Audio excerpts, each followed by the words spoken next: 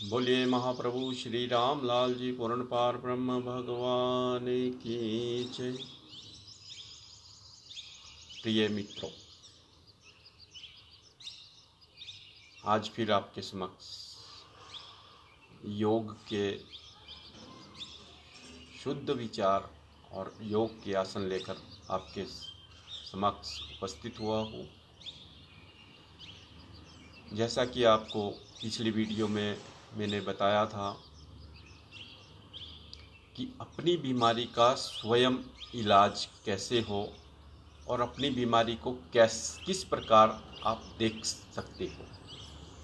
ये 5 प्रकार की हाथों की उंगलियां हैं, चार उंगलियां हैं, एक एक अंगूठा है। तो मैंने पिछली वीडियो में बताया था कि जब आप इनको मिला लेते हो इस प्रकार से तो आप स्वस्थ हो। छोटी मोटी बीमारी है, कोई बड़ी बीमारी नहीं। खांसी जुकाम ये तो चलती रहती है, समय बदलता है, मौसम बदलता है, तो उसमें खांसी जुकाम तो ये आम बनी रहती है। लेकिन जब यदि इन उंगलियों में बराबर ना हो, छोटी बड़ी हो, ये आपस में ना मिलती हो, या कोई 2 मिलती हो, 3 ना मिलती हो, तो उसी प्रकार से आपको अंदर कमी आई है, कोई बीमारी उत्पन्न हुई है, व्याधि उत्पन्न हुई है। उसे दूर करना कैसे है? तो दोस्तों, सबसे पहले तो आपके अंदर जो उपस्थित खून की मात्रा होती है ना, 2.5 से 3 लीटर के करीब जो खून है आपके अंदर दौड़ता रहता है, उसमें ऊर्जा का संचार होना चाहिए। ऊर्जा का संचार आपके खाए हुए भोज्य पदार्थों से भी होता है, लेकिन उसको तीव्र गति प्रदान करने के लिए योग किया जाता है। योग से पूरे शरीर की नस नाड़ियों में ब्लड सर्कुलेट होता है, जिससे कि कहीं पे भी ब्लड के क्लॉट्स नहीं जमा होते और पूर्ण रूप से आप स्वस्थ रहते हो, प्रसन्न रहते हो। आपको आज पता ही है कि शुष्क न्योली का प्रसार हम हर उसमें कर रहे हैं, स्कंद चालन भी कहते हैं इसको। इससे हृदय रोग से संबंधित कोई भी बीमारी नहीं होती।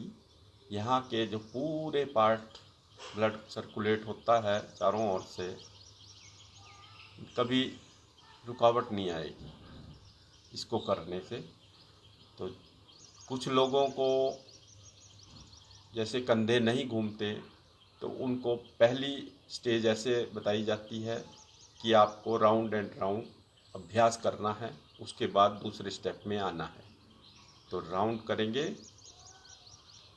1 2 3, 1 2 3, 1 2 3, 1 2 3।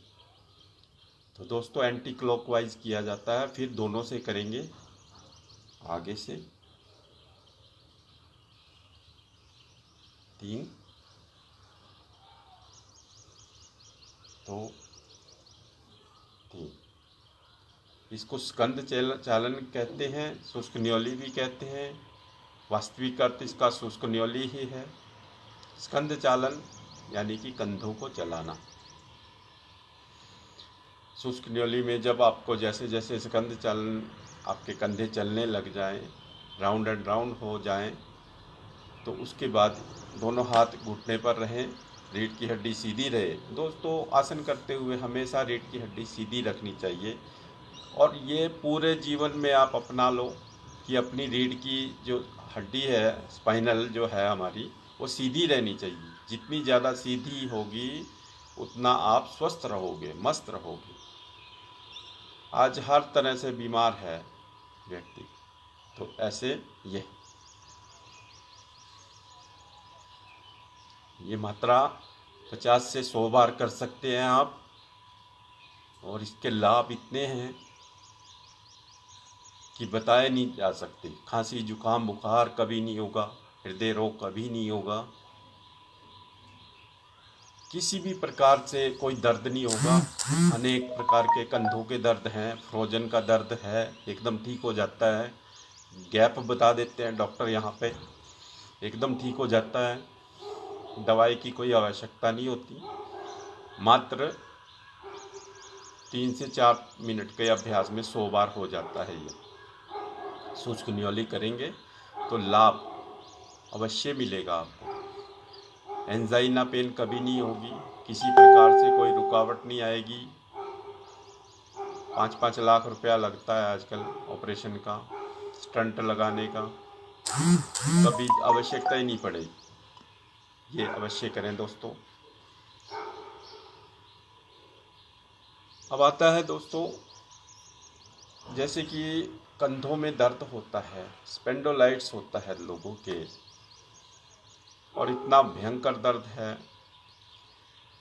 यह भी महामारी की तरह ही फैला हुआ है। हर तीसरे चौथे व्यक्ति को स्पेंडोलाइट्स है। चक्कर आते हैं, झुकता है, चक्कर आते हैं, उल्टियाँ आती हैं, कंधों में दर्द बना रहता है, पीठ में दर्द बना रहता है।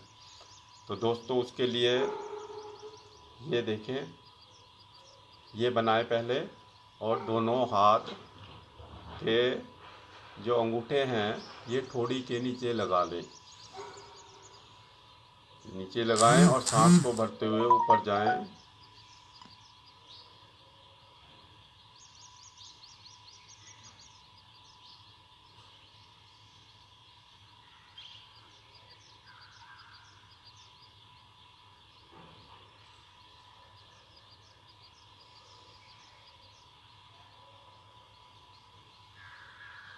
और छोड़ते हुए यहीं पे रुकें। दोस्तों 1 मिनट करना है ये। 1 मिनट के 3 राउंड करने हैं, यानी कि 3 मिनट होंगे आपको। दूसरी विधि इसकी स्पेंडोलाइट दूर करने की है दोस्तों। हाथ को यहाँ पे रखा और ये कंधे तक लाना है दोस्तों। ये ऐसे रोक के रखना है, वही 1 मिनट के लिए रोक के रखेंगे और फिर हम आहिस्ता से सीधे आएंगे। फिर इसी प्रकार हम दूसरी ओर भी करेंगे। इसको गर्दन को सहारा देके और फिर दूसरी साइड जाएंगे। जितना खिंचाव आप इधर को दे सकते हो, 2 और 1 मिनट।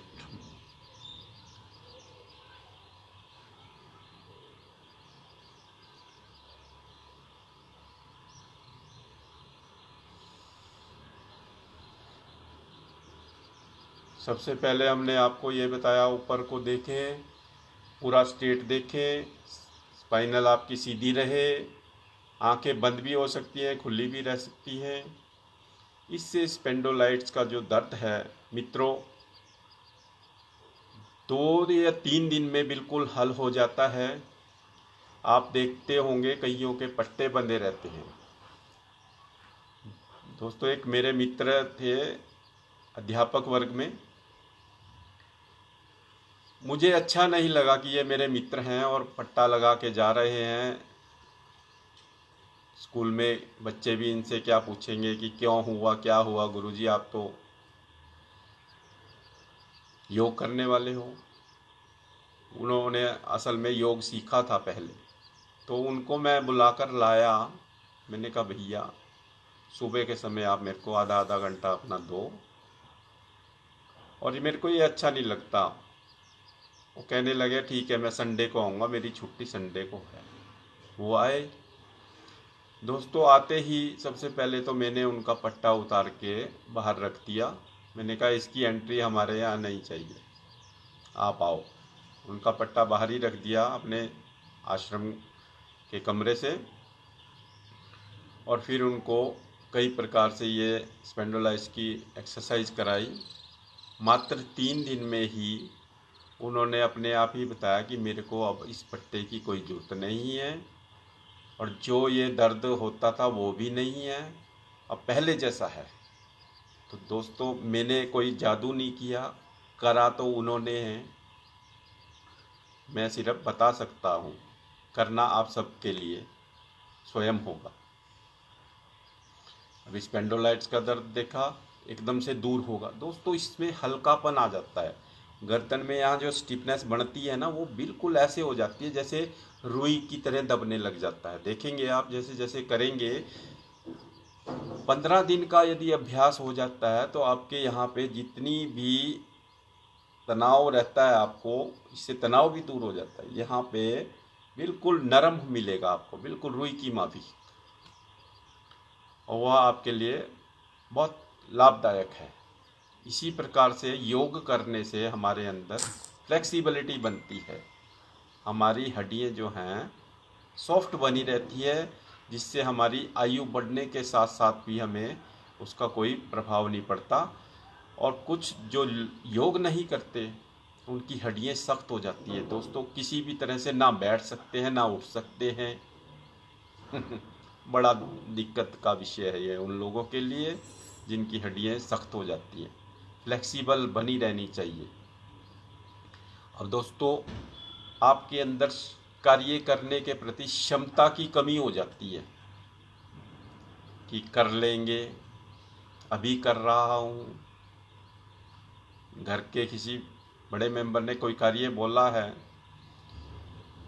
तो क्षमता की कमी है, तभी आपके अंदर से ऐसे विचार उत्पन्न होते हैं।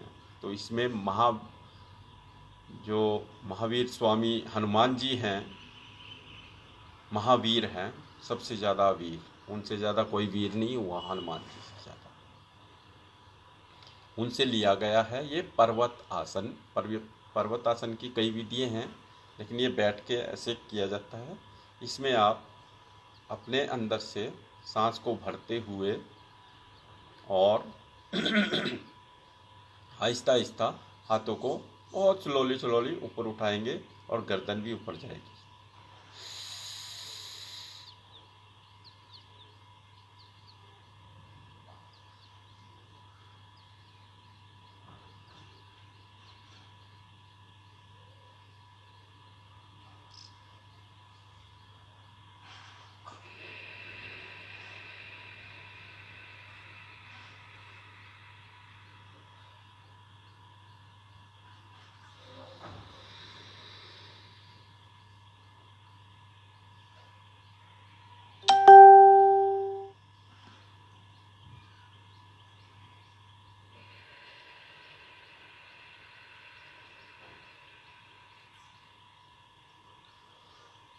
दोस्तों, इसकी संख्या 3 से 5, 5 से 7, 7 से 11 तक कर सकते हैं।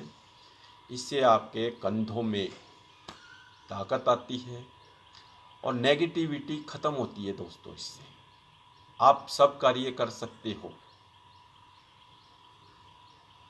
इससे आपकी क्षमता बढ़ जाती है, और जब क्षमता बढ़ जाती है तो आप कार्य करने में एकदम से प्रेरित होकर कर देते हो, और कार्य वह सफल भी होता है दोस्तों, क्योंकि आपने विशेष कार्य किया है, योग किया है आपने। योग से चमत्कारी बातें आपके साथ स्वयं होती जाती है। अब खाना हजम नहीं होता लोगों का, खा लेते हैं, भूख नहीं लगती, क्या कारण है? पहला खाना पड़ा रहता है और दूसरा फिर भर देते हो, हजम तो होता नहीं। तो दोस्तों, इसके लिए बहुत ही सुंदर और आसान आसन है वज्रासन। वज्र की तरह आपका शरीर बन जाएगा एक तो। दूसरा, जो खाए हुए पदार्थ हैं तुरंत हजम होंगे और आपको भूख लगेगी, अच्छी भूख लगेगी। दोस्तों, आज आप देखेंगे भूख तो लगती ही नहीं है, खा लेते हो, किसी भी समय खा लेते हो, या मन होता नहीं फिर भी खा लेते हो।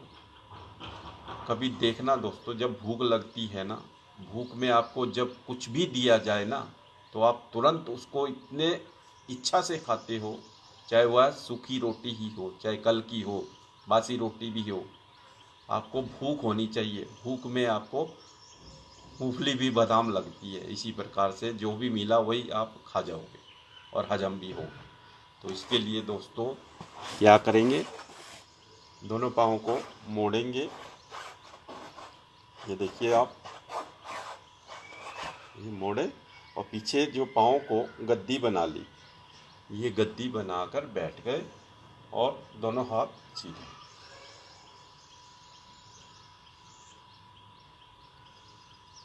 वज्रासन आप खाना खाने के बाद भी कर सकते हो। आप घूमने नहीं जाते हो, खाना खाने के बाद आप चलते भी नहीं हो, तो हमारे योग में आपको यह आसन दिया गया है कि वज्रासन करें। और जहाँ पे आप बैठे हो, आप टीवी देखते हुए खाना खा लेते हो, वहीं पे 5 मिनट ऐसे करके बैठ जाएं और टीवी भी देखते रहें, कोई इनकार नहीं है। ऐसे बैठ जाएं, सीधे हो रीढ़ की हड्डी, और देखेंगे कि अंदर का प्रोसेस तेज हो गया है, भोजन को हजम करेगा। पूर्णतया आपका भोजन आसानी से हजम हो जाएगा और आपको जब आप सोएंगे तो निद्रा भी ठीक आएगी। भोजन पचा नहीं है और आप सोने चले जाते हैं, आप करवटें बदलते रहोगे दोस्तों, कभी इधर कभी इधर, नींद नहीं आएगी ठीक से।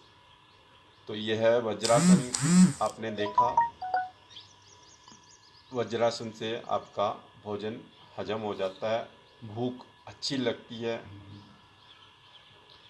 और जो भोजन आपने किया उसका रस, रक्त, मांस, मज्जा, अस्थि, पिंजर, वीर्य अच्छा बनता है दोस्तों। स्वस्थ रहोगे क्योंकि वह भोजन हजम हो जाता है।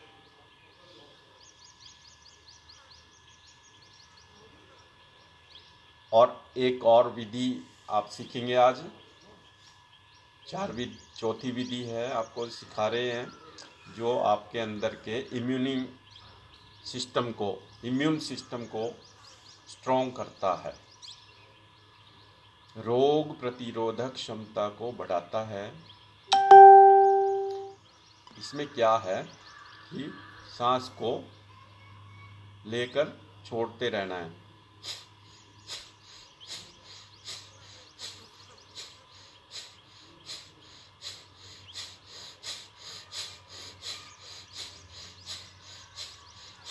इससे आपका पेट अंदर बाहर होगा दोस्तों, और सांस चलती रहेगी।